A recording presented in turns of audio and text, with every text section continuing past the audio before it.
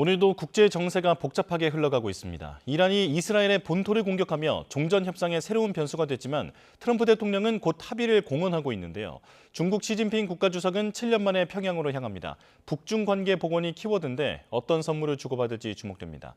남성욱 숙명여대 석좌 교수와 관련 얘기 나눠보겠습니다. 어서 오십시오. 안녕하십니까. 일단 이란 분위기부터 보겠습니다.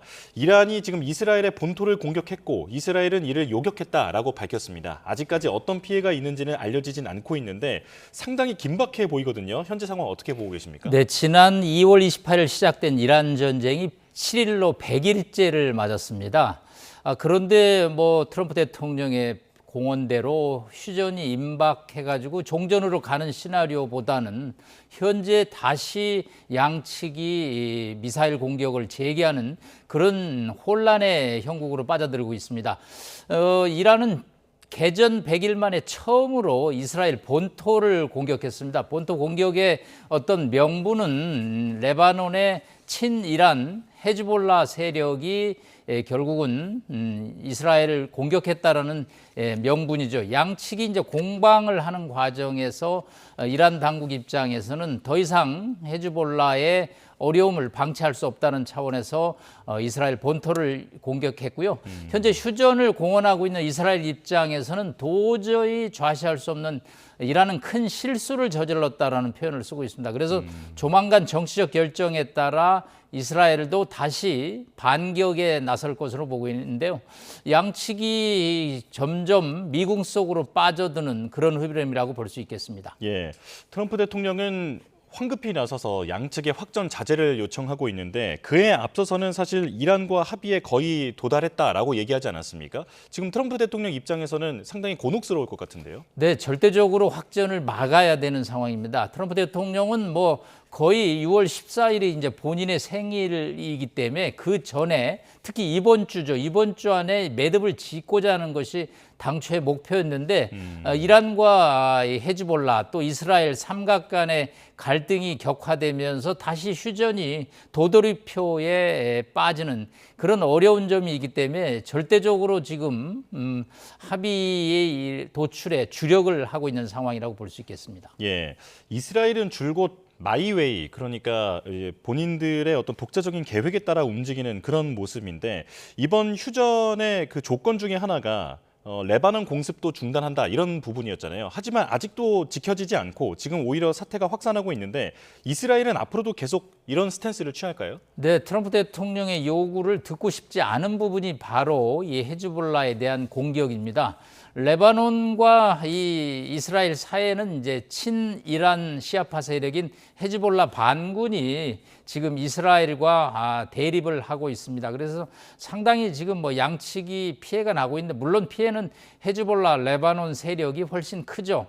그렇지만 양측이 이제 물러서지 않고 있는 상황에서 이란이 두 차례에 걸쳐서 이스라엘의 미사일 11발을 발사함으로써 사태가 새로운 국면으로 전개되는 것이 아니냐. 그렇기 때문에 트럼프 대통령 입장에서는 이를 뜯어 말리는데 지금 총력을 기울이고 있고요. 이란 혁명 수비대는 이 레바논의 베이루트 공습에 대한 어떤 경고성 메시지다라고 보고 있습니다. 예, 그렇다면 트럼프 대통령이 구상하고 있는 이 종전 협상에 지금 이번에 무력 충돌이 어떤 영향을 줄 거라고 보십니까? 네, 일단 트럼프 대통령은 아마 네타냐후 총리와 통화를 할 것으로 보입니다. 일단 확전 자제를 요청하고 있고요. 이스라엘 입장에서는 처음으로 본토 공격을 받았기 때문에 이를 그냥 지나갈 수는 없다라는 입장이죠.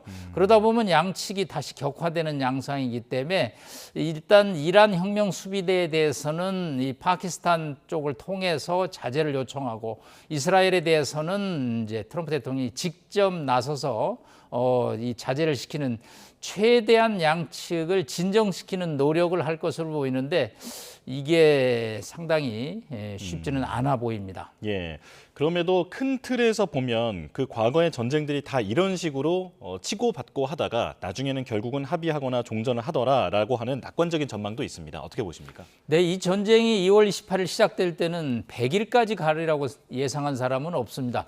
트럼프 대통령은 1월에 베네수엘라의 마두로 대통령을 공격할 때 3일 만에 전쟁을 거의 끝나다시피 했죠. 그런데 이게 100일까지 감으로써 호르무즈 해협이 통제되고 전 세계 유가가 상승함으로써 글로벌 경제 위기를 가져오고 있습니다. 그렇기 때문에 당초 예상하지 못한 시나리오가 지금 일어나고 있기 때문에 트럼프 대통령 입장에서는 상당히 당혹스럽고 점차 이게 장기전화하는 것이 아니냐. 그러면 결국은 트럼프 대통령의 입지가 미국 국내에서 어려워지고 있죠. 그렇기 때문에 이번 주를 아마 기점으로 해서 진정세 끝에 뭐라 그럴까요? 사실상의 종전이랄까요? 예, 무력 충돌은 산발적으로 일어나고 전면전은 하지 않는 그런 양상의 장기전이 지속될 것으로 보입니다. 네, 알겠습니다. 이란 소식은 또 들어오는 대로 다시 짚어보도록 하고요. 이제 시진핑 중국 국가주석의 북한 방문을 얘기를 해보겠습니다. 7년 만에 국빈 방문인데 어떤 목적이 있을까요? 네, 2019년 이제 6월에 방북을 하고 코로나 사태 이후에 양측이 정상간 교류를 하지 않다가 지난해 9월에 김정은 북한 위원장이 베이징을 방문해서 전승절 행사를 개최했죠. 그래서 이제 일종의 이번에는 답방 형식이 됩니다. 북중 우호조약 65주년이 이제 7월 11일인데 이 노동신문에 시진핑 주석의 기고문이 실린 거에 보면 이 방북의 목적이 세부적으로 나오고 있습니다. 일단은 시 주석 입장에서는 전략적 동맹의 회복이라는 표현을 쓰고 있습니다. 예. 그 얘기는 결국은 이 시계추 외교라고 저희가 그럽니다. 북한 외교를 베이징에 갔다가 모스크바로 갔다가 좌우로 시계추처럼 움직이는 외교를 통해서 북한은 실리를 추구했는데 지난 2024년 이 김정은 위원장이 15,000명의 병사를 우크라이나 전선에 이제 파병함으로써 러시아 쪽으로 시계추가 급격히 기울었죠. 예. 자, 이것을 다시 복원해야 됩니다. 자, 북러가 긴밀하게 협조함으로써 경제적 또 안보적 측면에서 러시아 측의 입장을 두둔하고 있는 상황은 중국 외교에서 맞지 않는 거죠. 예. 사실은 북중은 뭐 혈맹이라는 표현을 씁니다. 이번에 3호, 호라는 것은 좋다라는 호자를 쓰면서요. 좋은 이웃, 좋은 친구, 좋은 동지라는 표현을 쓰고 있습니다. 그럼으로써 이제 양측이 그동안에 소원했던 관계를 완전 정상화시키는 이제 그런 어떤 의도가 있는데 여기에는 이제 군사적 측면, 경제적 측면이 있다고 봅니다. 군사적 측면은 지금 이제 핵 문제는 미묘한 문제라 제가 조금 더 이따 말씀드리고요. 예. 경제 협력을 양측이 동상이몽해서 좀 강화돼야 됩니다. 북한은 파병을 통해서 러시아로부터 군사 기술을 지원받고 있지만 경제적으로는 여전히 어렵습니다. 자, 중국으로부터 여러 가지 설탕 또 여러 가지 식량 원유, 에너지 등을 지원받아야 되는데 이게 늘 물량이 아주 정말 저의 표현대로 딱 굶어 죽지 않을 정도만 지원하는 수준이죠. 예. 그래서 이걸 대폭 지원을 받아야 됩니다. 반대로 중국 입장에서는 지금 압록강에 가면 신압록강 대교가 중국 자본으로 건설이 돼 있습니다. 그런데 이게 이제 북한 쪽 신의주에서 막혀 있습니다. 개통을 시켜야 되거든요. 이런 개통 문제, 또 두만강의 출해라는 문제가 있습니다. 이 두만강의 그 지도를 자세히 보면 그 중국이 북한과 러시아에서 동해로 나갈 수 없는 지리적인 묘한 위치에 있는데 예. 동해 출항 문제도 또 논의를 해야 되는 그럼으로써 이런 북중로 3국 결탁에 의해서 미국과 일본의 어떤 세력을 견제하는 그럼으로써 또 대만 문제에 대해서도 키를 갖는 다목적 목적으로 지금 평양을 방문한다고 볼 수 있겠습니다. 예. 그러니까 중국은 시진핑 주석은 북중러 결속을 강화하면서 미국에 대항하는 그 세력의 중심으로 자리를 잡으려 하는 것이고, 그리고 북한은 이에 따라서 경제적 협력이라든지 어떤 외교적 지위라든지를 이제 중국으로부터 인정받으려 한다라는 말씀이신데요. 핵 말씀을 해주셨는데 이번 공식 의제에 비핵화 관련된 얘기가 나올까요?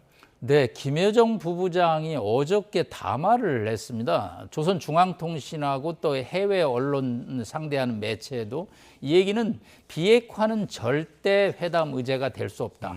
그리고 이건 헌법상의 권리로 불퇴라는 말을 썼습니다. 예. 결코 후퇴할 수 없는 문제라는 얘기죠. 그 얘기는 시 주석이 평양에 와서 비핵화 의제를 꺼내지 말라는 사전의 일종의 봉쇄 메시지라고 볼 수 있는데, 이런 북한의 입장은 지난 5월 14일, 15일 베이징에서 미중 정상회담이 열렸죠. 그때 미중 정상이 북한의 비핵화를 논의했다라는 문장이 미 국무부에서 나오고 있습니다. 그랬더니 국무부의 발언을 정면으로 부인하고 있습니다. 허튼 망상이라는 표현까지 쓰고 있거든요. 그렇기 때문에 이번에 시 주석을 통해서 북한의 비핵화를 완전히 물 건너가게 만들고, 북한이 핵 보유국을 공인받는 일종의 핵 대관식이라는 표현을 저희가 쓰고 있는데요. 그런 정도로 핵 보유국의 입지를 굳히는, 그렇기 때문에 지금 최근 한 3, 4일 동안에 김정은의 현지 지도를 보면 탄도 순항 미사일 기지, 무기 기지, 강건함 완공 등등 여러 가지 군사 시설을 지금 집중적으로 방문하는 것은 시 주석에게 북한의 비핵화를 얘기하지 말고 우리는 우리 마이웨이 길대로 군사력을 확대 강화시키겠다. 이제 이런 입장을 지금 보이고 있습니다. 예, 말씀을 들어보니 이번 회담이 한반도 비핵화에 아주 중요한 분수령이 될 수도 있겠다라는 생각이 듭니다. 그렇다면 지금 이런 그 전반적인 흐름을 봤을 때 시진핑 주석은 푸틴 대통령도 만나고 트럼프 대통령도 만나고 그 다음에 지금 김정은 국무위원장을 만나는 것 아니겠습니까? 이 다음에는 북미 대화가 이루어질 수도 있겠다라는 전망이 나오는데요. 이건 어떻게 전망하십니까? 사실 올해 처음으로 시진핑 주석이 해외 방문에 나서는 겁니다. 네. 사실은 지난달까지 정말 베이징의 외교 문턱이 닳도록 외국 정상들이 방문했거든요. 트럼프 대통령이 오고 그 다음 주에 푸틴 러시아 대통령이 오고 파키스탄 대통령이 오고 정말 유럽의 정상들도 앞다투어서 베이징을 방문했는데, 이제 시 주석이 처음으로 평양을 이제 방문을 하는 거죠. 자, 이만큼 이제 시 주석 입장에서는 평양에 공을 들이고 있는 건데, 과연 핵 문제에 관해서 어느 정도 톤을 유지할지는 매우 중요한 상황이라고 봅니다. 예. 사실은 5월 20날 시 주석과 푸틴 러시아 대통령이 회담에서 제재를 통해서 북한을 압박해서는 안 되라는 그런 또 표현을 하고 있습니다. 그 얘기는 이제 비핵화에 대해서는 모호한 입장을 보이지만, 이 북한 제재, 대북 제재에 관해서는 미국이 강하게 나서면 안 된다라는 입장을 보임으로써 이번 북중 정상회담에서는 비핵화 문구와 대북 제재 문구, 또 동북아의 전략적 안정 문제에 관해서 어떤 표현이 실릴지 매우 귀추가 주목된다고 볼 수 있겠습니다. 예.